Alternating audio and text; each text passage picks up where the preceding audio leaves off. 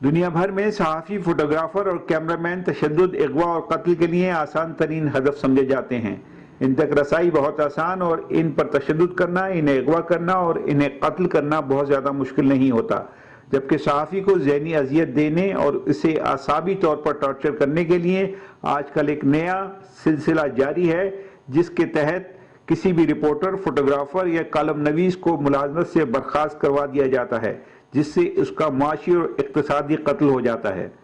تاہم اس حوالے سے یورپ اور امریکہ میں صورتحال خاصی بہتر ہے۔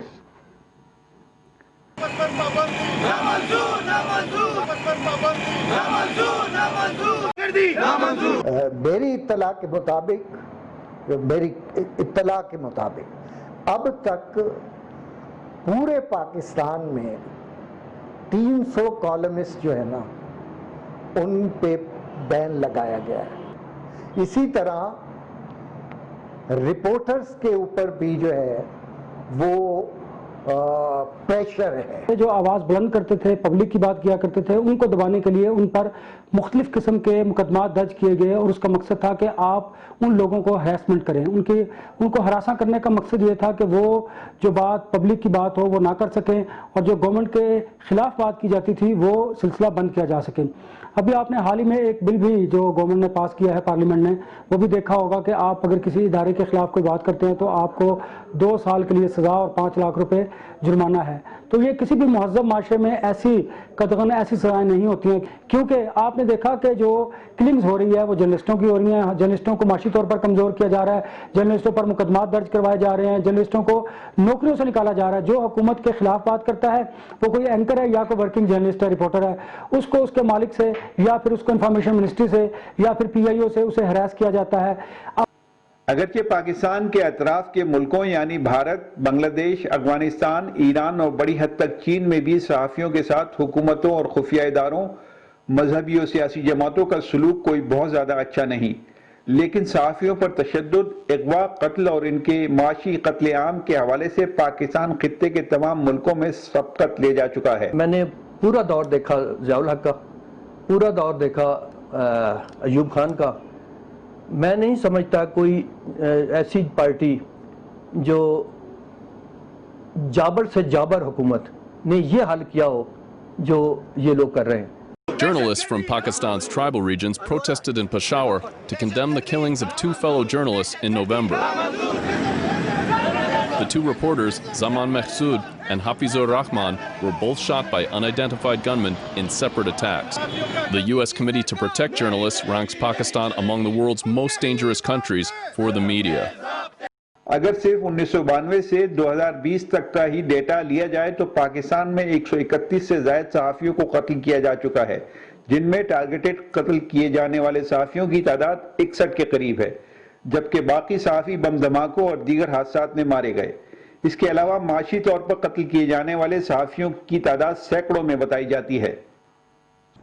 پاکستان دنیا کے ان چند ممالک میں ہے جہاں پہ جو صحافی قتل ہوئے ہیں ان کے قاتلوں کو سزا نہیں مل رہی ہے، بلکہ میں یہ کہوں گا کہ بالکل ملی نہیں ہے۔ ہمارے ساتھ جو قتل کیے گئے یا یہ مارے گئے جو صحافی ہیں ان کی ایک باقاعدہ لسٹ ہے، اور وہ تقریباً 130 سے زائد صحافیوں کی ہے۔ ان میں کچھ صحافی ایسے ہیں جو بم دھماکوں میں، خودکش دھماکوں میں مارے گئے ہیں، لیکن زیادہ تعداد ان کی ہے جن کو باقاعدہ ٹارگٹ کیا گیا ہے۔ 130 کے قریب صحافی جو ہیں وہ مارے گئے ہیں اپنی پروفیشنل ڈیوٹیز ادا کرتے ہوئے۔ دوسری جو کنٹینیویشن ہے دوسری فورس کی جو صحافیوں کو ایلیمینیٹ کرتی ہے وہ ہے ڈکٹیٹوریل مینٹیلٹی۔ دیکھیں اب تک ہمارے جو PFJ کے اعداد و شمار ہیں وہاں گزشتہ 10-15 سال میں سے 120 کے قریب جرنلسٹ جو ہیں وہ مارے گئے ہیں، جس میں کچھ ٹارگٹ کلنگ کا شکار ہوئے، کچھ بم دھماکوں کا شکار ہوئے، کچھ اغوا کر کے مار دیے گئے۔ ان کی تعداد 120 بنتی. 92 میں جب بے نظیر کا وہ ہوا لانگ مارچ، تو اس میں بے نظیر لانگ مارچ کر کے ظاہر ہے صحافی اور فوٹوگرافر سارے ساتھ تھے، تو وہ جب جا رہے تھے تو F8 میں ہی گھر سے باہر نکلتے ہی انہوں نے کسی کو ایک بی بی کے گارڈز تھے بے نظیر کے، ان کو پولیس مار رہی تھی. تو میں نے کہا بھی اس بیچارے کو کیوں مار رہے ہو؟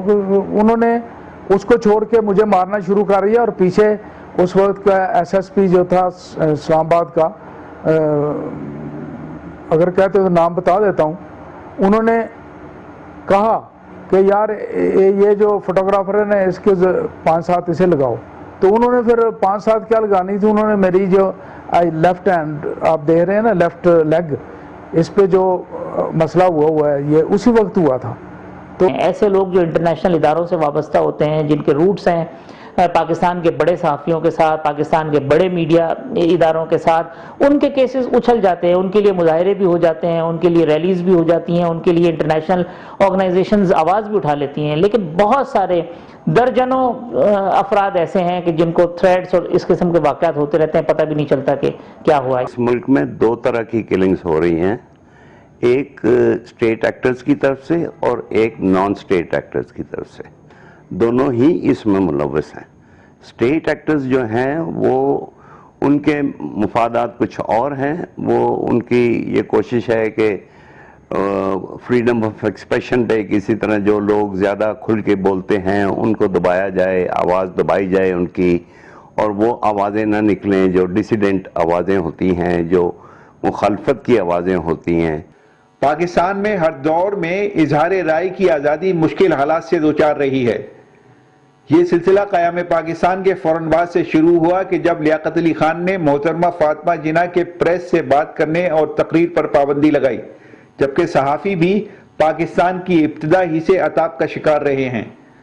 پھر اس معاملے میں ایوب خان کے دور میں شدت آئی جو آج تک کسی نہ کسی شکل میں جاری ہے. پاکستان میں بڑی عجیب و غریب صورتحال ہے. بظاہر تو یہ سمجھا جاتا ہے کہ پاکستان میں صحافت آزاد ہے، کیونکہ جو لوگ 6 بجے سے لے کر رات 10-11 بجے تک ٹاک شوز دیکھتے ہیں تو وہاں نظر آتا ہے کہ سیاستدان کو گالیاں نکالنے کی آزادی ہے.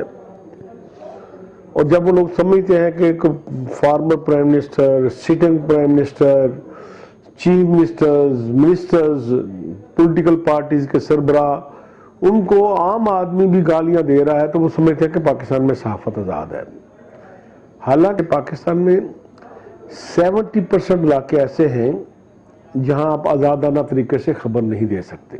ہمارے ہاں بدقسمتی سے میڈیا کو کبھی کسی بھی گورنمنٹ نے ایکسیپٹ نہیں کیا. اگر آپ ان کی فیور میں کوئی بات کرتے ہیں تو پھر سب کچھ اچھا دکھاتے ہیں تو وہ آپ کو اشتہارات بھی دیتے ہیں، وہ آپ کو مختلف طریقوں سے فیسیلیٹیٹ بھی کرتے ہیں. لیکن اگر آپ ان کے جو منفی اقدامات ہیں اور اگر آپ ان کو تنقید برائے اصلاح کے لیے بھی کام کریں تو وہ پھر آپ پر اسی قسم کی قطعیں لگاتے ہیں. پاکستان میں صحافیوں پر تشدد، اغوا اور قتل کے واقعات میں سیکورٹی ایجنسیوں سے جڑے ہوئے طاقتور ترین لوگ اور حکومتیں بڑی حد تک مبینہ طور پر ملوث بتائی جاتی ہیں، جو عام طور پر قومی مفاد کو نقصان پہنچانے کے نام پر کارروائی کرتی ہیں.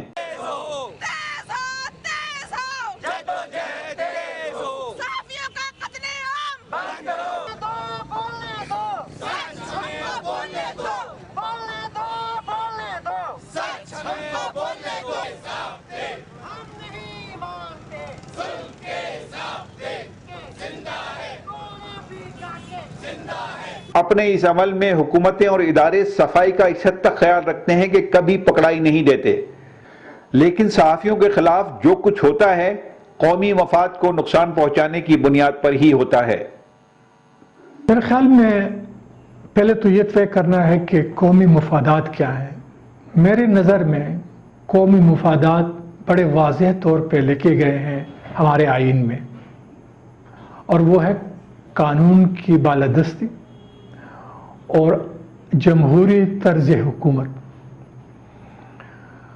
اور اگر کوئی اپنے ذاتی مفادات کے لیے، اپنے ذاتی حکمرانی کے لیے کو محفوظ کرنے کے لیے وہ یہ بات کرتا ہے کہ قومی مفادات یا ریڈ لائن کو کراس کر رہے ہیں، میں سمجھتا ہوں کہ وہ ایک غیر آئینی اور غیر اخلاقی اور غیر قانونی بات ہو رہی ہے کہ ہمیشہ پاکستان میں پولیٹیکل وکٹمائزیشن جو ہے وہ نیشنل انٹرسٹ کے نام پہ ہوئی ہے. کو جو سٹوری ہے وہ کسی کو اس نے ہرٹ کیا ہے تو وہ یہاں تک لوگ آ گئے اور انہوں نے کہا کہ بھئی آپ نے یہ دیکھیں کتنی کیسی خبر دے دی ہے، اس سے بڑی جو ہے وہ قومی مفاد پہ زد پڑ گئی ہے. اور میں نے کہا بھائی وہ بات یہ ہے کہ میں نے تو گڈ فیتھ میں دی ہے اور میرا کام یہی ہے کہ جو خبر ہے مجھے صرف آپ یہ بتا دیں کہ خبر کی صداقت پہ میرے سے بات کریں، تو وہ تو میں خبر پہ قائم ہوں کہ خبر میں نے صحیح دی ہے. انٹیلیجنس ایجنسیز صحافیوں کو اٹھاتی ہیں اور اس کے بھی جو پس پردہ ہے وہ یہی ہے ان کی بعض سخت ہارڈ لائن رپورٹنگ، جس میں وہ بعض ایسے حقائق سامنے لاتے ہیں جو ریاست کے لیے قابل قبول نہیں ہوتے. کوئی بھی بات ہو تو وہ اس کو سیکیورٹی کے لینس سے دیکھتے ہیں کہ یہ سیکیورٹی تھریٹ بن رہا ہے بندہ، حالانکہ وہ سیکیورٹی تھریٹ نہیں ہوتی، لیکن ان کو نظر ہی سیکیورٹی تھریٹ آتی ہے اور وہ اس کا بہانہ بنا کے اس کے لینس سے اپنی دیکھتے ہیں اس کو، اور اس کو سیکیورٹی تھریٹ قرار دے کے یا اس کو مار دیتے ہیں یا اغوا کر لیتے ہیں یا اس کو ٹارچر کرتے ہیں یا قاتلانہ حملہ کراتے ہیں. حال ہی میں قتل کیے جانے والے صحافی عزیز میمن، شاہینہ شاہین اور اغوا کیے جانے والے مطیع اللہ جان کی کہانی آنکھیں کھولنے کے لیے کافی ہے کہ پاکستان میں خفیہ ادارے، طاقتور افراد اور سیاسی جماعتیں صحافیوں کے حوالے سے کس بے دردی کا مظاہرہ کرتی ہیں، لیکن ان کے خلاف کوئی کارروائی نہیں ہوتی. کہ اس سویلین گورنمنٹ کا یا کسی سویلین ایجنسی کا یا اسلام آباد پولیس کا مطیع اللہ جان کے اغوا سے کوئی تعلق نہیں ہے. اب آپ سوچیں گے کہ میں یہ بات کیوں کہہ رہا ہوں. یہ بات میں اس لیے کہہ رہا ہوں کہ مجھے بھی نہیں تھا پتا کہ اس میں کون ملوث ہو سکتا ہے. مجھے اس طرح پتا چلا کہ کل شام کو جب میں نے اپنا پروگرام ریکارڈ کیا تو اس کا جو لاسٹ سیگمنٹ تھا 6-7 منٹ کا، وہ مطیع اللہ جان کے اغوا کے بارے میں تھا، اور اس میں نے اعزاز سید صاحب سے گفتگو کی تھی، کیونکہ یہ سب سے پہلے جائے وقوع پہ پہنچے اور انہوں نے وہ CCTV فوٹیج جو ہے اس کو ریٹریو بھی کیا تھا. تو بس وہ اعزاز سید کے ساتھ گفتگو تھی اور اس میں کچھ بھی نہیں تھا.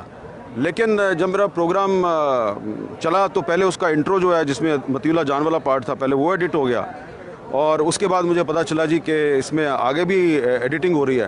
تو میں نے جب پتہ کیا کہ یہ کون ایڈیٹنگ کروا رہا ہے تو پتہ چلا جی کہ یہ ایک غیر سویلین ادارہ جو ہے وہ براہ راست فون کر کے تو کہہ رہا جی کہ اس کو آپ سینسر کریں.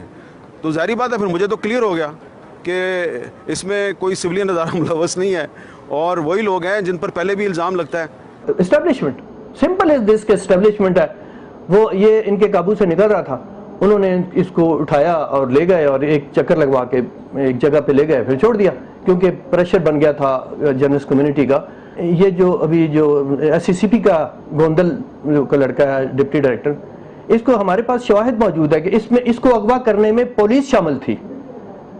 ایک اینی شاہد نے ہمیں بتایا ہے کہ جہاں سے اغوا کا بتایا گیا ہے گاڑی جہاں کھڑی ہوئی تھی وہ وہاں سے وہ اغوا نہیں ہوا.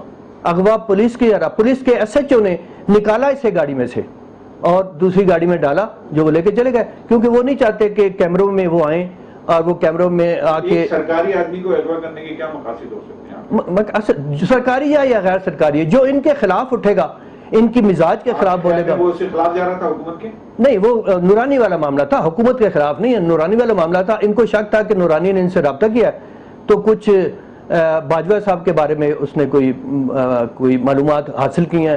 مطیع اللہ جان کا کیس جو ہے اس میں کافی ایویڈنس آ رہے ہیں کہ دن دہاڑے اگر پولیس یونیفارم میں لوگ ہوں، پولیس کی گاڑیوں میں ہوں فیڈرل کیپٹل میں، تو وہ کوئی طاقتور ادارہ ہی ہو سکتا ہے. بہرحال ابھی تک اس معاملے میں بھی ابھی تک کوئی چیز فائنل سامنے نہیں آئی. اس معاملے میں PFJ نے بھی اپنی کمیٹی بنائی ہوئی ہے، وہ کام کر رہی ہے. جب تک اس PFJ کی کمیٹی کی رپورٹ سامنے نہیں آتی ہم کسی پر بلیم نہیں لگا سکتے. شک کی نگاہ سے آپ ہر کسی کو دیکھ سکتے ہیں. اب جو ہم مانیٹرنگ کر رہے ہیں زیادہ تر کیسز میں ملوث جو ہوتے ہیں وہ ریاستی اہلکار یا ادارے ہوتے ہیں، ان کی طرف سے شکایات بہت زیادہ ہیں. میرے خیال میں وہ زیادہ تر अपनी मफादात को करते हैं, कभी कभी ये अंदाज़ा लगाना मुश्किल हो जाता है कि वो किस वजह से ये काम कर रहे हैं। मैं खुद भी एज अ जर्नलिस्ट अपनी स्टोरीज की वजह से, अपने कॉलम्स की वजह से, अपने टेलीविजन प्रोग्राम्स की वजह से वनरेबल रहा हूं और मुझे अटैक भी किया गया, मेरे घर पे अटैक किया गया। इसके साथ साथ मुझे धमकियां दी गई अफगानिस्तान के नंबरों से। एक साहब यहाँ पर इनकलाब लेके आए थे, सियासी एक धरना लेके आए थे, उनके हवाले से उनकी हकायक अश्कार किए कि कैसे आए, कौन लाया उनको, और उसको बर्दाश्त नहीं किया गया उन अल्फाज को। ना ही कोई उसमें बदतहजीबी थी, ना ही कोई तौहीन का पहलू था। लेकिन मुझे जो मैसेजेस आए अफगानिस्तान के नंबरों से, उसमें कहा कि आपने बहुत बड़ी तौहीन की है और आपने जुर्म का इर्तिकाब किया है, जिसकी सजा यह है कि आपके बच्चों को और आपको शापर में टुकड़े टुकड़े करके डाल के और फेंक दिया जाए। जिसके बाद जाहिर है मुझे ये काम करना है। मुझे अपने सीनियर्स ने और मेरे इदारे ने मुझे कहा कि आप छुट्टी चले जाएं। यही हल समझा जाता है यहाँ पे अनफॉर्चुनेटली। और मैं 1 महीना जो है वो दरबदर रहा। उसके बाद जब वापस आया तो फिर मुझे जब मैंने लिखा अपने कॉलम को, तो फिर मुझे ईमेल के जरिए डायरेक्टली वाजिबुल कत्ल करार दिया गया। मुझे 97 में ये मैं CDA गवर्नमेंट ऑफिसर हॉस्टल में रहता था, तो वो किराए पे और भी बहुत से लोग रहते हैं। तो वहाँ से मुझे रात को उन्होंने ठाया, एजेंसियों वालों ने वो ले गए, और दूसरे दिन फिर उन्हें छोड़ना पड़ा। उसमें ये हुआ कि हमारी PFUJ और RIGJ के लोग जो थे ये सारी रात मुझे ढूंढते रहे, क्योंकि पता तो चल गया कि एजेंसियों वाले ले गए। पाकिस्तान में 61 मकतूल सहाफ़ियों के कत्ल के मामले में अब तक सिर्फ चंद ही सहाफ़ियों के कत्ल के मुकदमे का फैसला हो सका है, लेकिन बदकिस्मती से अब तक किसी एक सजा पर भी अमल दरामद नहीं हो सका। डैनियल पर्ल और वली खान बाबर का केस इस सिलसिले में अहम मिसालें हैं। हम ये भी जानते हैं कि पाकिस्तान में इन सहाफ़ियों के कत्ल के हवाले से अब तक किसी एक सिंगल कत्ल के मुकदमे में, जो सहाफ़ी के कत्ल के हवाले से है, किसी शख्स को सज़ा नहीं मिली है, सज़ा पे अमल दरामद नहीं हुआ है। इससे आप अंदाज़ा लगा लें कि पाकिस्तान में सज़ा से छूट का जो कल्चर है उसकी जड़ें कितनी मजबूत हैं। सबसे बड़ा केस अगर हम देखें डैनियल पर्ल का, उनके जो मुल्ज़िमान थे जिनको सज़ा मिली है, उनकी अपील 18 साल बाद जो है सिंध हाई कोर्ट ने उठाई है, और उस अपील में उन्होंने उस मुल्ज़िमान की सज़ा को कम किए या ख़त्म किए। अब सिंध की हुकूमत ने सुप्रीम कोर्ट में अपील में गई है सिंध हाई कोर्ट के फैसले के खिलाफ, और सुप्रीम कोर्ट भी जो है वो अभी तक उसके वो फैसला हुआ नहीं है। सो आप अंदाज़ा लगा लें कि सहाफ़ियों को कत्ल करना पाकिस्तान में कितना आसान है। डैनियल पर्ल का जो मामला था, वो अमरीकी सहाफ़ी थे, कराची आए थे, उन्हें इंटेलिजेंस एजेंसीज ने नहीं उठाया था, उनको मिलिटेंट्स जिस सोर्स तक वो पहुंचे वहाँ पर उन्हें उठाया गया।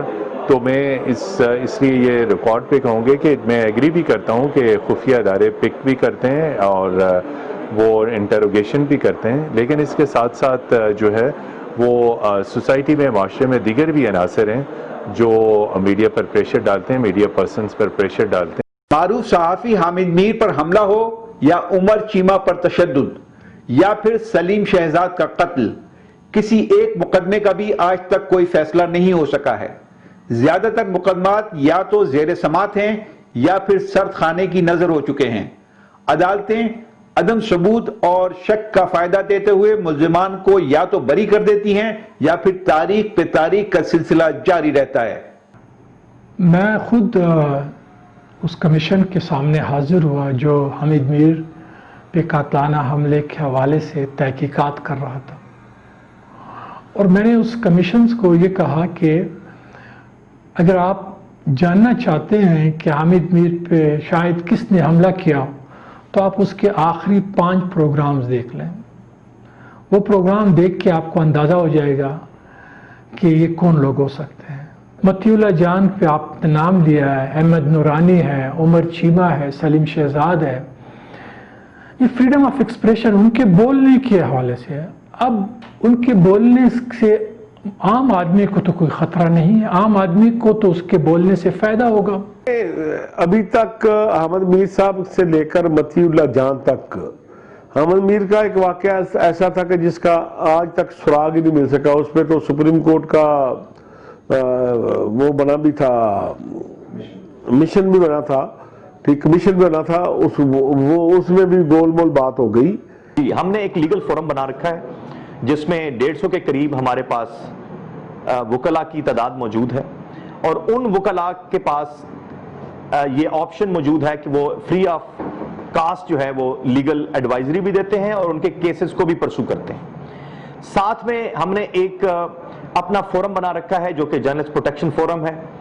اس کے تحت ہم جو بھی ہمارے ساتھی ونریبل ہوتے ہیں, جیسے بھی مطیع اللہ جان کا کیس آیا تو RIUJ نے اس کو ٹیک اپ کیا, PFUJ چونکہ ہماری لیڈنگ باڈی ہے اس نے اس کو انڈورس کیا, اور اس کے بعد جنرل سیکرٹری جنرل صاحب یہاں خود سپریم کورٹ میں, اور ہم RIUJ جو ہے وہ وہاں پر پہنچی. وہ تو خود اس کے بھائی نے, عامر میر نے کہا تھا کہ یہ ایجنسی والوں نے, خاص طور پہ ISI والوں نے اسے کیا ہے. اس کا انٹرویو موجود ہے, ہر چیز موجود ہے, اس نے سٹوری بھی کی وہ کسی میگزین میں. اب دیکھیں سلیم شہزاد صاحب ایک تھے, صحافی تھے, کراچی کے تھے شاید, ادھر رہ رہے تھے, اور جنہوں نے وہ مہران وہ جو ہوا تھا حملہ اس پہ سٹوری لکھی. اس پداش میں اسے اٹھایا گیا اور ادھر لے گئے منڈی بہاؤالدین کی طرف, تو ادھر جا کے اس کو تشدد کا نشانہ بنا کے مار دیا. اب اس میں ابھی تک یہ معمہ بنا ہوا ہے کہ وہ کس نے اٹھایا تھا, کون سی ایجنسی تھی, کون سی نہیں تھی. یہاں یہ بھی ایک تلخ حقیقت ہے کہ سیاسی و مذہبی جماعتوں کی ریلیوں اور جلسوں میں عام طور پر صحافیوں, فوٹوگرافروں اور کیمرامینوں کو تشدد کا نشانہ بنایا جاتا ہے. کیمرے توڑ دیے جاتے ہیں اور DSNG وینز کو نقصان پہنچایا جاتا ہے. یہ معاملہ کسی ایک سیاسی یا مذہبی جماعت تک محدود نہیں, سب اپنا برابر کا حصہ ڈالتے ہیں. تاہم یہ ایک حقیقت ہے کہ سب سے زیادہ تشدد کا عنصر مذہبی جماعتوں میں پایا جاتا ہے.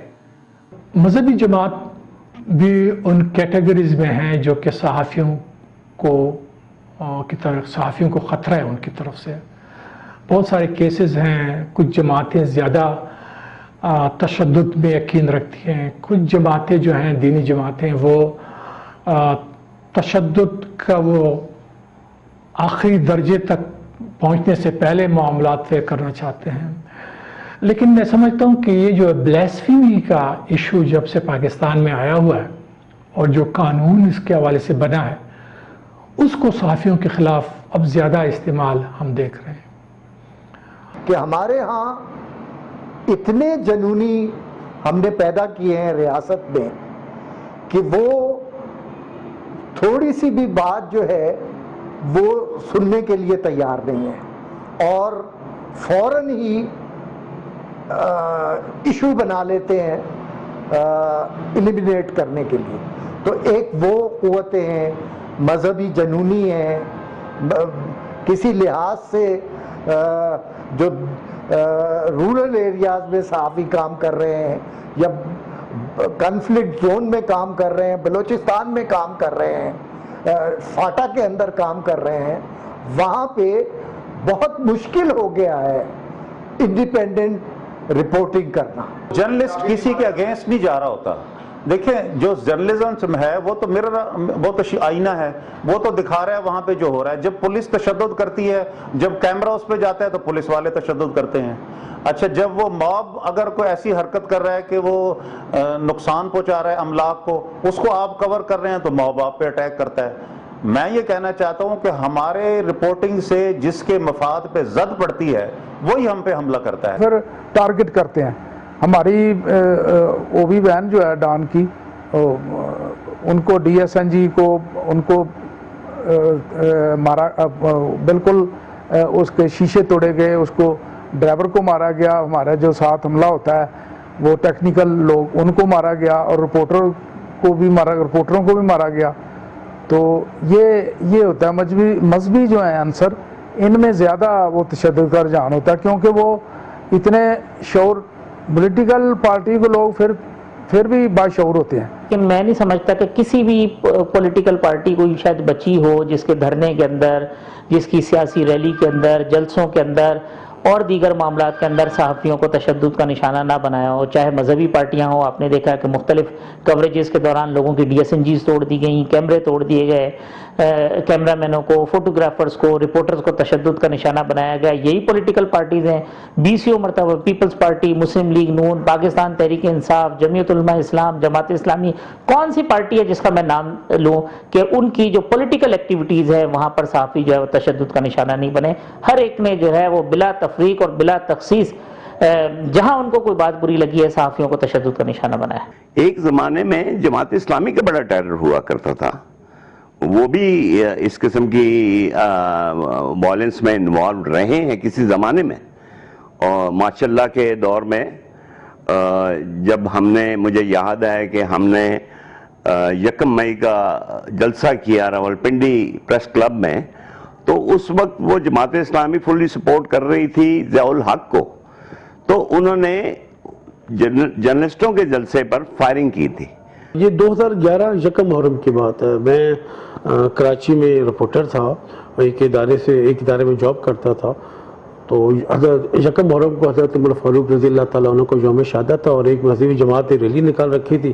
وہ ریلی جب مدار قید کے پاس پہنچی تو وہاں پر کلیش ہوا، جھگڑا ہو گیا، فائرنگ ہوئی، 2 افراد جان سے گئے. اس کے بعد وہاں پر ہنگامہ آرائی شروع ہو گئی اور جلاؤ گھراؤ سب کچھ ہوا. میرا دفتر قریبی تھا، میں بھی وہاں رپورٹ کرنے کے لیے پہنچا اور میں وہاں رپورٹنگ کر رہا تھا. میری رپورٹنگ سے کچھ لوگ وہاں ناخوش تھے، تو جو لوگ میری رپورٹنگ سے ناخوش تھے ان میں سے کسی نے مجھے ٹارگٹ کر دیا. مجھے 4 گولیاں لگی، جس کے بعد مجھے میرے دوستوں نے ریسکیو کیا اور ایک گاڑی میں ڈال کے، پولیس والے کی گاڑی میں ڈال کے اسپتال کے لیے روانہ کیا. لیکن میرے ادارے نے 1 روپیہ دینا بھی گوارا نہیں کیا. کراچی میں MQM نے میڈیا اور صحافیوں کو ایک طویل عرصے تک یرغمال بنا کے رکھا. ولی خان بابر کے قتل کا الزام بھی مذکورہ سیاسی جماعت پر ہی آتا ہے. تاہم اس سلسلے میں بھی عدالت کی طرف سے کوئی حتمی بات سامنے نہیں آئی ہے.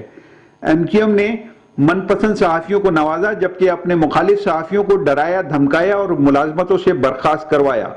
یہی وجہ ہے کہ خاص طور پر کراچی میں MQM کے خلاف بہت مشکل ہی سے کوئی خبر چھپ پاتی تھی. ملک بھر کے ٹی وی چینلوں کو کنٹرول میں رکھنے کے لیے MQM نے کیبل آپریٹرز، خاص طور پر ان کے عہدیداروں اور رہنماؤں کو استعمال کیا. یہاں یہ بات بھی اہم ہے کہ عالمی میڈیا کے نمائندے بھی MQM کے خلاف خبر دینے یا نشر کرنے سے گھبراتے تھے. بعد میں یہی ٹرینڈ ANP یعنی عوامی نیشنل پارٹی، سنی تحریک، پیپلز پارٹی اور لسانی جماعتوں نے بھی اپنا لیا تھا. کراچی میں آپ دیکھ لیں، کراچی میں ایک سیاسی جماعت کے حوالے سے بہت کہا جاتا ہے کہ پریس فریڈم کے حوالے سے اور صحافیوں کے خطرات کے حوالے سے ان کا بڑا ہاتھ ہے.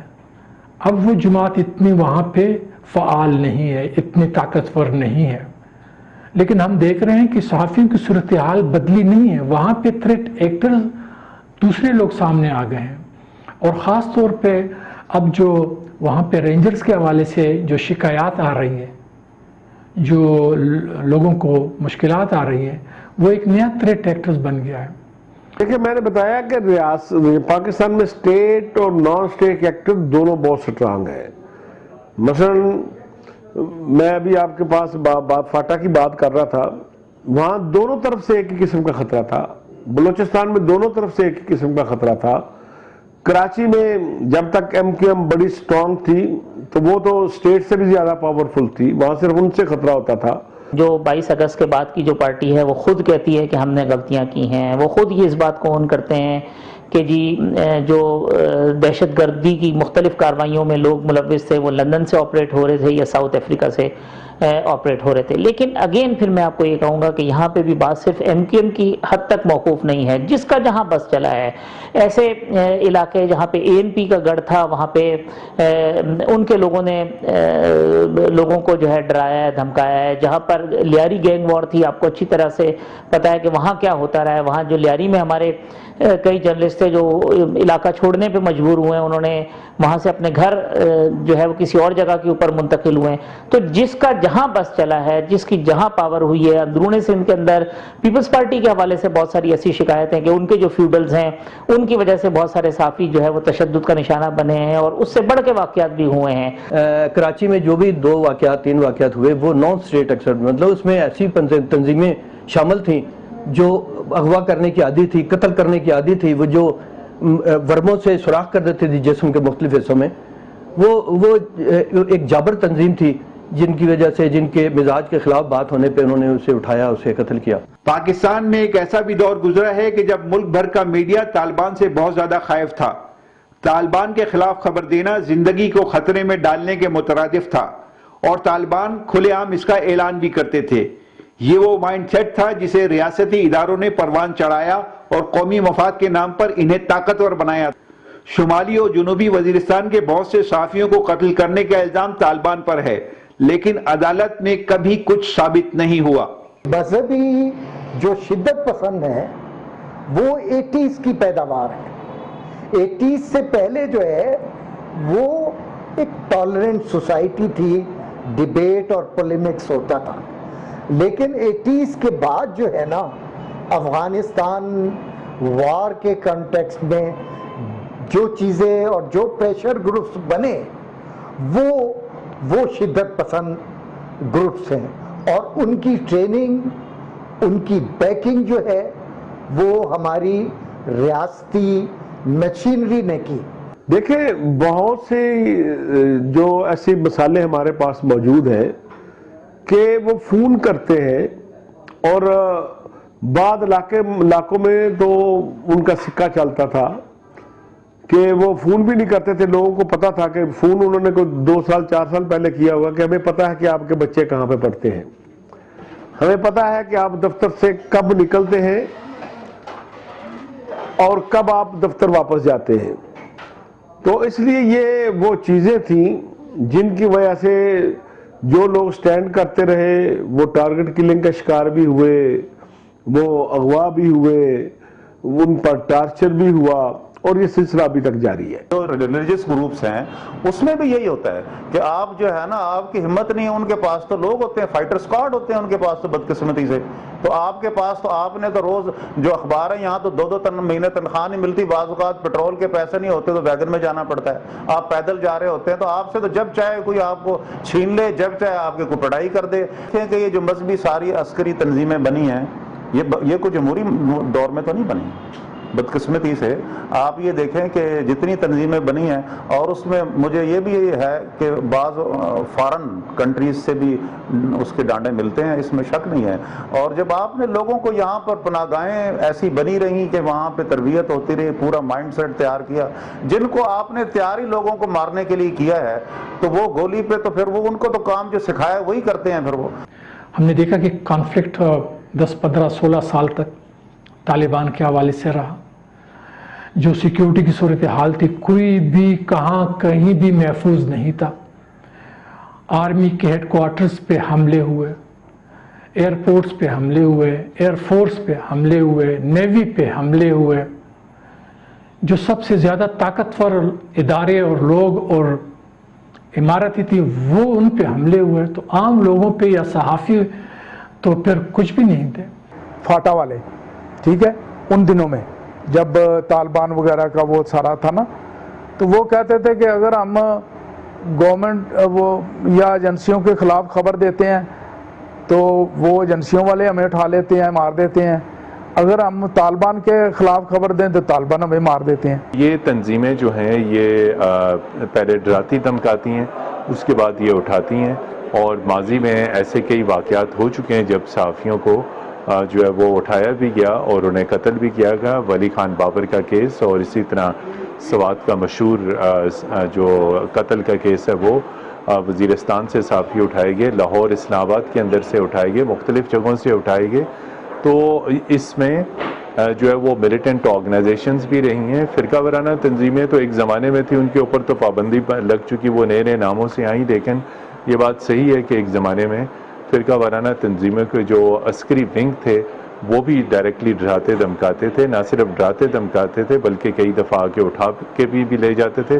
پولیٹیکل پارٹیز کے اندر اب وہ ملیٹنٹ ونگز نہیں رہے, لیکن تشدد کی, اغوا کی اور اٹھانے کی کا جو کلچر ہے وہ آج بھی اسی طرح برقرار ہے. جب اسٹیٹ ایکٹر آپ کو مثالیں قائم کر کے دے گا اغوا کی اور تشدد کی, اور اس کے بعد نان اسٹیٹ ایکٹر تو فری ہوگا نا ہر کام کرنے میں. طالبان بھی کرتے ہیں, طالبان بھی کرتے ہیں اور تھے.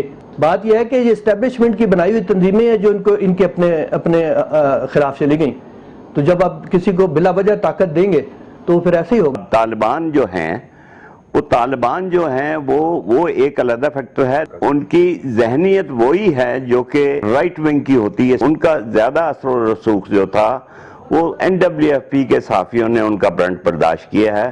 یہ ایک قابل افسوس حقیقت ہے کہ صحافیوں پر تشدد، اغوا اور قتل کے واقعات روکنے یا ان کی شرح کم کرنے کے حوالے سے صحافیوں کی تنظیمیں بھی بالکل غیر مؤثر رہی ہیں.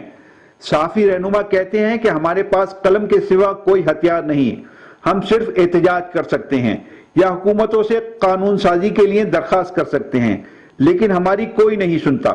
ہمارے پاس آپشن کیا ہے؟ ہمیں یہ سمجھنا چاہیے کہ جرنلسٹ جو ہے وہ قلم اس کے پاس ہتھیار ہے. ہم کسی شخص پر ہونے والے تشدد کے بارے میں کہہ تو سکتے ہیں، لکھ تو سکتے ہیں. ہمارے پاس قانون ہماری گھر کی باندھی نہیں ہے جیسا باقی انسٹیٹیوشنز کے پاس ہے. ہمارے پاس حکومت نہیں ہے، ہمارے پاس کوئی ججز نہیں ہے، کوئی پولیس نہیں ہے. ہم تو صرف ریکویسٹ کر سکتے ہیں. طاقتور لوگ اور ادارے صحافیوں کو تحفظ دینے کے حوالے سے قانون سازی کے سب سے بڑے مخالف ہیں. یہ لوگ اسمبلیوں میں بھی موجود ہیں اور ریاستی اداروں میں بھی. قانون سازی کرنے والے نہیں چاہتے کہ پروٹیکشن ملے، ہمارے لوگوں کو پروٹیکشن ملے. قانون سازی تو انہی کی ہونی ہے نا جو سینٹ میں یعنی جو کم تعداد والی جماعت کو جتانے کی اہلیت رکھتے ہیں. تو کسی کیسے کون قانون سازی کرے گا ان کے خلاف؟ یہ ان کے خلاف جائے گی. جو آپ قانون سازی کی جس کی بات کر رہے ہیں وہ اسٹیبلشمنٹ اور موجودہ گورنمنٹ کے خلاف ہے. حکومت نے 3-4 چیزیں کی تھی کہ ایک تو یہ کہ انویسٹیگیشن ایجنسی جو ہے وہ ایگزیکٹو کو بنایا تھا. ہم نے اس پہ اعتراض کیا. ہم نے کہا ایگزیکٹو کی بجائے جوڈیشل انکوائری جو ہے نا اس کو انکلوڈ کیا جائے. دوسرا یہ کہ مجسٹریٹ کی سطح پہ انیشل انویسٹیگیشن جو ہے وہ مجسٹریٹ کی سطح پہ ہونی تھی. ہم نے کہا اسے جوڈیشل ہونی چاہیے. کم از کم ڈسٹرکٹ سیشن جج جو ہے وہ انیشل انکوائری کو ہیلڈ کرے. لیکن پہلے بل میں ہماری یہ بات نہیں مانی گئی. وہ سجیشنز ان کوارٹرز کو پسند نہیں تھا جو کوارٹرز جو ہے وہ بیٹر کرتے ہیں. گزشتہ 10-12 سال سے ایک مطالبہ کرتے چلے آ رہے ہیں اور جس میں IFJ نے بھی یہ مطالبہ کیا ہمارے ساتھ مل کر. اس وقت میاں نواز شریف پرائم منسٹر تھے، اس وقت بھی کیا. پرویز مشرف کی گورنمنٹ تھی، اس وقت بھی کیا. پیپلز پارٹی کی گورنمنٹ تھی، اس وقت بھی کیا. اب بھی کیا ہے کہ جتنے جرنلسٹ مارے گئے ہیں ان کے لیے ایک اسپیشل ٹریبیونل قائم کر دیا جائے جو صرف یہ دیکھے کہ جو جرنلسٹ مارا گیا تھا اس کا کیس کیسا چل رہا ہے اور کیسا چلنا چاہیے اور اس کو کیا ضرورت ہے. قانون سازی ہو رہی تھی، یہ پاکستان مسلم لیگ نون کے وقت سے یہ قانون سازی ہو رہی ہے، یہ بل تیار کیا جا رہا ہے. ہم نے اس وقت کہا تھا کہ جو اسٹیک ہولڈرز ہیں آپ کو ان کی بھی انپٹ لینی چاہیے. دیکھیے کہ اگر آپ نے ہمیں پروٹیکٹ کرنا ہے تو اس میں ہماری انپٹ بہت ضروری ہے. ایسی شکس ڈال دی جاتی ہیں کہ جو ہمیں قبول نہیں ہوتی ہیں. وہ ہم چاہتے ہیں کہ انسداد دہشت گردی کی طرح ہمارے ساتھ بھی کوئی واقعہ ہوتا ہے تو اس کا ٹرائل اسی طرح 3 ماہ کے اندر کیا جائے. یہاں یہ بات بھی نہایت اہمیت کی حامل ہے کہ اگر کسی صحافی کو اغوا کر لیا جائے، اس پر تشدد ہو یا اسے قتل کر دیا جائے تو بیشتر میڈیا ہاؤسز اس کی سپورٹ میں آ کر اس کے پیچھے نہیں کھڑے ہوتے، بلکہ الٹا یہ دیکھنے میں آیا ہے کہ اگر کسی رپورٹ کی بنا پر کسی طاقتور ادارے یا فرد پر کوئی آنچ آتی ہے تو اس صحافی کو ہی ملازمت سے فارغ کر دیا جاتا ہے. اس سلسلے میں معروف صحافی طلعت حسین اور رؤوف کلاسرا کی مثالیں بہت زیادہ اہمیت کی حامل ہیں. ایک ایسا سوال ہے جس کا شاید جواب ہم تلاش کرتے رہیں گے. چونکہ ادارہ جاتی پالیسی کا ہمیں آج تک نہیں سمجھ آئی کہ کیا وہ صرف بزنس کرنا چاہتے ہیں، کیا وہ صرف اپنی ایڈیٹوریل پالیسی کو اپنے صحافی جو فیلڈ رپورٹرز ہیں ان پر صرف مسلط کرنا چاہتے ہیں، یا اس کی جو امپلیکیشنز ہوتی ہیں اس کے حوالے سے بھی کوئی وہ اسٹریٹجی بناتے ہیں. ہمارا ایک اور ساتھی جس نے ایک مووی بنائی تھی، ایک صاحب جو کہ نیب کی کورٹ سے نکل رہے تھے اور ان کا تعلق کسی سیکرڈ ادارے سے تھا، تو ان کی صرف ویڈیو بنائی، اس نے کچھ نہیں کیا. اور اس کے بعد ان کو اس طرح سے اور اس کے بعد ان کے ساتھ یہ سلوک کیا گیا کہ ان کو گھر کے اندر تھریٹس کیے گئے، ان کی فیملی کو تھریٹ کیے گئے، اور اس کے بعد ان کو پاکستان سے جانا پڑا. ادارہ صرف یہ کر سکتا ہے یہاں پہ. اور باقی چھوٹے اداروں کا تو حال ہی نہ پوچھیں. مختلف طریقے اختیار کرتے ہیں. انہی میں سے ایک طریقہ یہ بھی ہوتا ہے کہ آپ جرنلسٹ کو اغوا کر لیں, آپ جرنلسٹ کے گھر والوں کو ہراس کریں, آپ جرنلسٹ کو ایسا بھی ہوتا ہے کہ آپ اس کو مرڈر کر دیا جائے. کئی ایسے واقعات ہیں جو ہمارے سامنے ہیں. سلیم شہزاد کا کیس ہم سب لوگوں کے سامنے ہے. ابھی مطیع اللہ جان کا جو اغوا ہوا تھا وہ بھی سب کے سامنے ہے. اس طرح دھمکیوں میں کالز بھی آتی ہیں. یہ سب جانتے ہیں کہ کون کرتا ہے, کیا کرتا ہے. دلچسپ بات یہ ہے کہ یہاں بھی صحافی تنظیمیں غیر مؤثر نظر آتی ہیں, بلکہ صحافیوں کی تقسیم بھی کھل کر نظر آتی ہے. بعض صحافی اور چینل یہ کہتے نظر آتے ہیں کہ یہ حکومتی عمل یا خفیہ اداروں کی کارروائی درست ہے. صحافیوں کی اس تقسیم کے باعث بھی بہت سارے مسائل پیدا ہو رہے ہیں. پولرائزیشن بہت ہو گئی ہے. پولرائزیشن اتنی ہو گئی ہے کہ وہ میں تو اعتراف کروں گا ہماری صفوں میں بھی ہو گئی ہے اور ہمارے مالکان میں بھی ہو گئی ہے. اب وہ جو آپ یہاں پہ اب اگر ایک طرف کوئی جرنلسٹ کے ساتھ زیادتی ہو, اس کے حق کے لیے بات آواز بلند بھی کریں, تو دوسری طرف سے بھی بعض لوگ جو ہیں وہ ہماری کمیونٹی کے لوگ ہوتے ہیں تو وہ کھڑے ہوتے ہیں. وہ تھوڑے سے سطحی مفاد کے لیے, وقتی مفاد کے لیے, یا وہ دباؤ قبول نہیں کر پاتے. یہ بڑی مشکل کام ہے. اگر آپ حق اور صداقت کے لیے کھڑے ہوتے ہیں, پریشر لینا اس کے لیے بڑا, یہ کوئی درویش اور فقیر منش ہی کر سکتا ہے. یہ بالکل آپ یہ جو دنیاوی فائدے ہیں ان سے ہٹ جائیں, تو یہ ایک ہے تو مشکل کام, مگر یہ ہے کہ یہ ہمارے پہ معاشرے کا حق ہے. ہر جگہ پہ, ہر ادارے میں یا ہر سطح پہ سوسائٹی کے اندر بھی ایک ڈویژن ہوتی ہے. کچھ لوگ حق اور سچ کے ساتھ کھڑے ہوتے ہیں, کچھ لوگ دوسرے عناصر کے ساتھ جو طاقتور عناصر ہوتے ہیں ان کے ساتھ کھڑے ہوتے ہیں. یہ تو ایک تقسیم موجود ہے سوسائٹی کے اندر, یہ تو ہر جگہ پہ موجود ہے. موجودہ دور حکومت میں صحافیوں کا سب سے زیادہ معاشی اور اقتصادی قتل عام ہوا ہے. طاقتور افراد اور اداروں کے کہنے پر چینلوں اور اخبارات میں ڈاؤن سائزنگ کی گئی ہے, اور ہر نیوز چینل اور اخبار میں نیوز روم اور نیوز ڈیسک کا سائز بہت کم کر دیا گیا ہے. حکومت نے اخبارات کو دیے گئے اشتہارات کی پیمنٹ روک دی. جواب میں اخبارات اور نیوز چینلوں نے صحافیوں کو بے روزگار کر دیا اور کوئی پوچھنے والا نہیں. انہیں گھٹنوں پہ کیسے لایا گیا؟ وہ یہ اس پلان کے تحت ایک طویل عرصے کی مشق کے بعد ایک یہ گورنمنٹ کو وجود میں لایا گیا ایک اسٹیبلشمنٹ کے ذریعے. اس اسٹیبلشمنٹ کے ایجنڈے میں یہ چیز شامل تھی کہ اس کمیونٹی کو کل کرنا ہے اور ان کو ان کے انجام پہ پہنچانا ہے. سب سے پہلے ان کا یہی کام کرنا ہے کہ ان کو معاشی بدحالی کا شکار کیا جائے. سب سے پہلے تو آپ کو معاشی طور پر کمزور کیا گیا. آپ نے کسی کو معاشی طور پر کمزور کرنا ہوتا ہے تو اس کو آپ پریشرائز کرتے ہیں مختلف طریقوں سے. جو میڈیا مالکان ہیں ان کو گورنمنٹ نے پریشرائز کیا اور انہوں نے پھر میڈیا مالکان نے حکومت کے ساتھ گٹھ جوڑ کر کے معاشی جو بحران پیدا کیا, جسے ہم کہتے ہیں کہ یہ خود ساختہ بحران تھا کہ اداروں سے لوگوں کو نکال دیا گیا. نیا طریقہ اڈاپٹ کیا ہے گورنمنٹ نے بھی اور انٹیلیجنس ایجنسیز نے بھی, کہ پہلے تو ان میڈیا کو فائنینشلی سکویز کیا ہے. جو میڈیا ان کی لائن ٹو نہیں کرتا اس کو فائنینشلی سکویز کیا گیا ہے. ایک ماس مرڈر کیا گیا ہے ان کا فائنینشلی. ٹھیک ہے, وہ اس طرح کے ان کے اشتہارات, ان کے واجبات وہ سارے روکے گئے. نتیجہ یہ نکلا کہ میڈیا ہاؤسز جو ہیں فائنینشلی کولیپس کر گئے. اب کسی میں یہ جرت نہیں تھی نہ ہے کہ وہ اسٹیٹ کے سامنے اور اسٹیٹ جو ایکٹرز ہیں ان کے سامنے کھڑا ہو سکے. فائنینشلی وہ کرپل تھے. پاکستان میں میڈیا کنٹرول کرنے کے معاملے میں ایک غیر مرئی ہاتھ ہے جو کبھی نظر نہیں آتا. وزیر اعظم عمران خان کہتے ہیں کہ پاکستان میں میڈیا بالکل آزاد ہے. ایک انٹرویو میں انہوں نے یہاں تک کہا کہ میڈیا ورکر کو کوئی خطرہ نہیں, بلکہ میرے وزراء اور میرے لوگ غیر محفوظ ہیں. Unfortunately, it's us, the government and the ministers, who feel unprotected. It's not the media.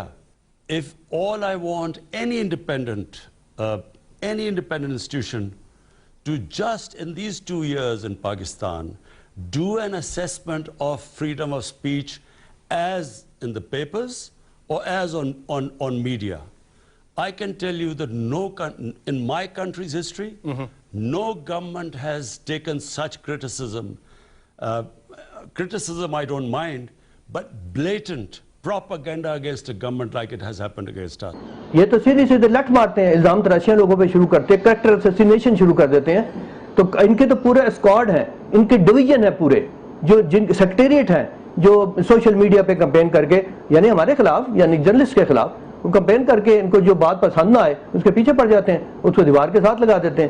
تو اب آزاد یہ ہیں یا ہم ہیں؟ ان کے لوگ جو وزیر ہیں وہ کہاں انسیف ہیں؟ جو کرپشن کر کے باہر بھاگ گئے ہیں وہ انسیف ہیں. جو یہاں رہتے ہوئے کرپشن کر رہے ہیں اور ان کے ثبوت موجود ہیں وہ ان کے سسٹم کے اندر ہیں, وہ انسیف ہیں. اسلام آباد اور راولپنڈی کے کم و بیش 40 سے زیادہ صحافیوں کو براہ راست تھریٹس کیے گئے, اور یہ میں پرانے فگرز کوٹ اس لیے نہیں کروں گا کہ پچھلے ہم جمہوری ادوار گن رہے ہیں, 2 مرتبہ پاکستان میں 2 ڈیموکریٹک گورنمنٹس رہی ہیں اور یہ تیسری گورنمنٹ ہے جو کہ 2 سال اپنے مکمل کر چکی ہے. یہ صرف 2 سال کا میں آپ کو بتا رہا ہوں جس میں وہ تمام صحافی شامل ہیں جو کہ پارلیمان کو کور کرتے ہیں, کرائم رپورٹنگ کرتے ہیں, ڈیفنس افیئرز کو کور کرتے ہیں, انٹرنیشنل افیئرز کو کور کرتے ہیں, لوکل پالیٹکس یا لوکل جو کرائم سٹوریز ہیں ان کو ڈیل کرتے ہیں.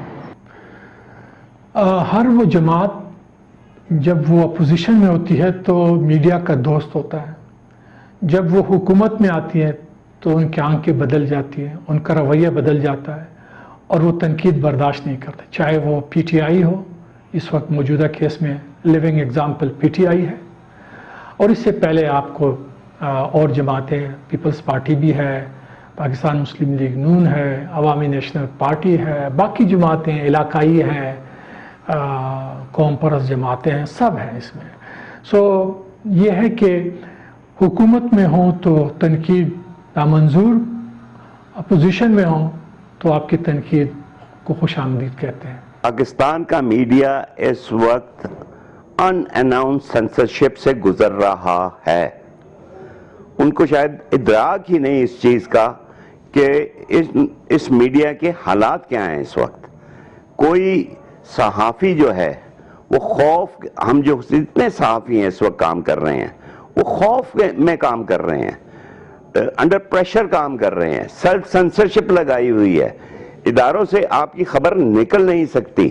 آپ یہ دیکھ لیں کہ متی اللہ کی خبر کون سے ادارے نے دی تھی, آپ خبر نہیں چلنے دیتے, وہ ادارے خبر نہیں چلنے دیتے آپ کی. مجھے یہ بتائیے کبھی ایسا ہوا ہے کہ حکومت وقت جو ہے وہ کسی سے انصاف مانگے, وہ کہے کہ ہمارے وزراء آزاد نہیں ہیں؟ ایسا ہرگز نہیں.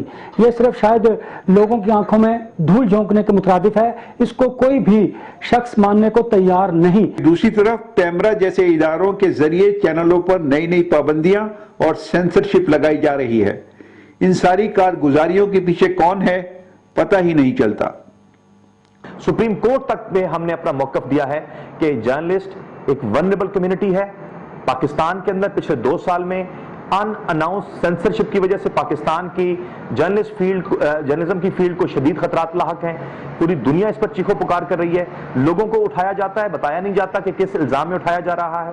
کسی کو واجب القتل قرار دیا جا رہا ہے تو نہیں بتایا جا رہا کہ اس کا کیا قصور ہے. جو قتل ہے, جو ایکسٹریم فارم آف سینسرشپ ہے, یعنی فزیکل ایلیمینیشن, وہ آخری حد ہے سینسرشپ کی, اور وہ پاکستان میں ہو رہی ہے.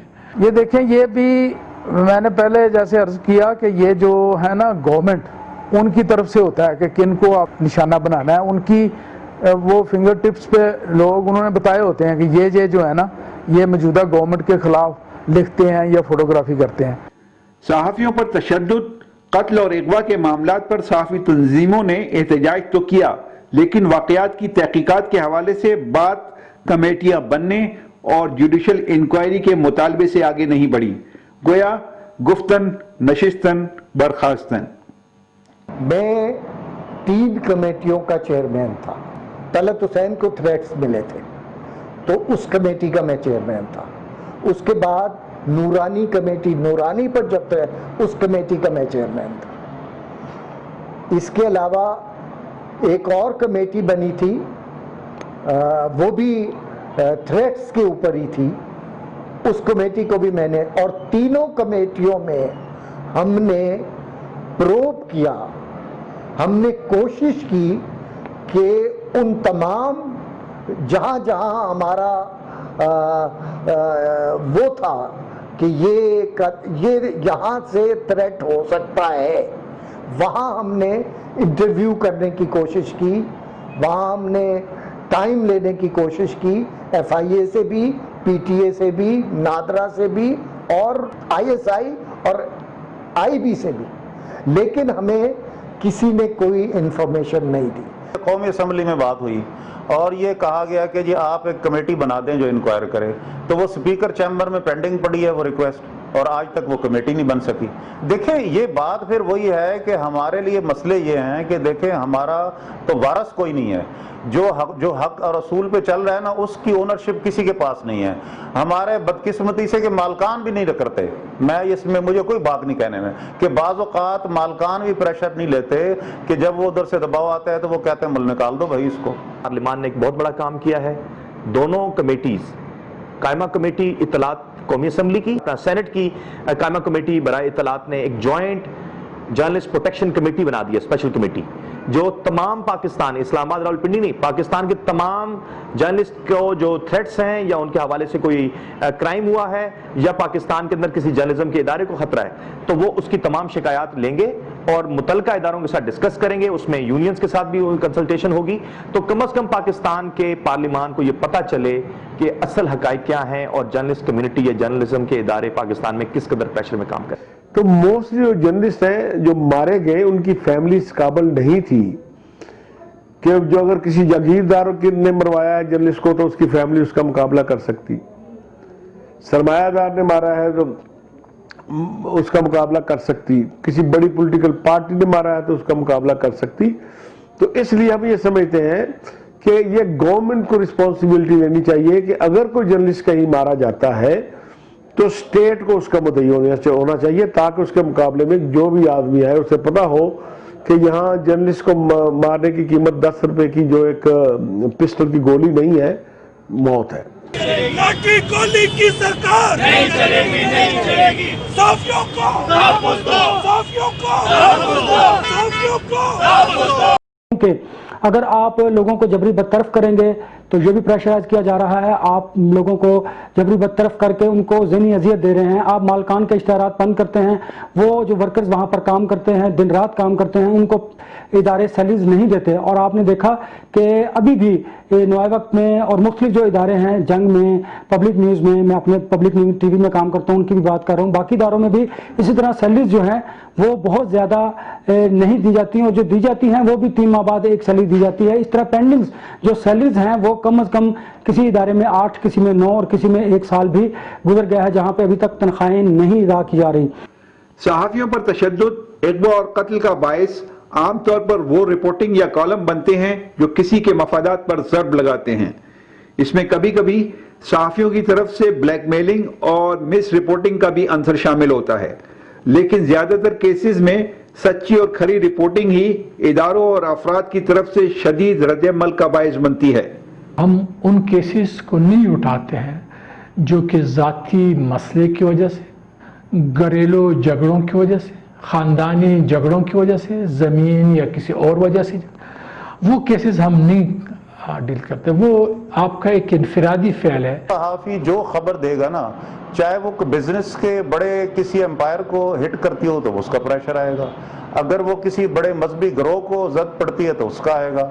इवन पॉलिटिकल जो पार्टीज हैं, सियासी जमातें जो हैं, उनकी मुझे खुद मीर खलीलुर रहमान मरहूम से इंटरव्यू करने का इत्तफाक हुआ, आज से कोई 30 साल पहले की बात होगी, तो उन्होंने ये मुझे कहा कि भाई मुझे भी प्रेशर आते हैं। कराची की बात उन्होंने, तो मुनासिब नहीं है कि मैं नाम लूँ, लेकिन उन्होंने मुझे पॉलिटिकल पार्टीज के नाम लिए कि भाई वहाँ से प्रेशर्स आते हैं। कि मुझे कहा गया कि आप और आपकी बीवी चूंकि लिखती हैं, मेरी वाइफ भी, तो आप गैर मुल्की एजेंडे पे काम कर रहे हैं, आप मुल्क दुश्मन नासिर में से हैं, तो इनके पास जो मतलब आर्गूमेंट की बात अगर हम करें तो आर्गूमेंट इसके अलावा कोई नहीं होता है। बताया कि जो FIR दर्ज की जा रही हैं इसका मकसद होता है कि आप अपनी बात ना कर सकें। अगर आपने किसी को हरास करना होता है तो आप उसको फाइनेंशियल तौर पर कमज़ोर करते हैं, आप उस पर पुलिस थाने के जरिए प्रेशराइज उसको किया जाता है। ये उसी की एक कड़ी है कि आप सहाफ़ियों पर मुकदमात दर्ज करें। इन मुकदमात का मकसद ये है कि वो जो आज़ादी इज़हार राय की बात करते हैं वो हुकूमत को हजम नहीं होती। पाकिस्तान में सहाफ़ियों और सहाफ़त के हवाले से मुसलसल इस तरह के तल्ख तर्ज अमल की वजह से न सिर्फ सहाफ़त कमज़ोर हो रही है बल्कि मुल्क में जमहूरी इदारे भी कमज़ोरी और तनज़्ज़ुली का शिकार हैं। पाकिस्तान को बचाने और पाकिस्तान को मजबूत करने का वाहिद रास्ता यही है कि यहाँ जमहूरियत परवान चढ़े।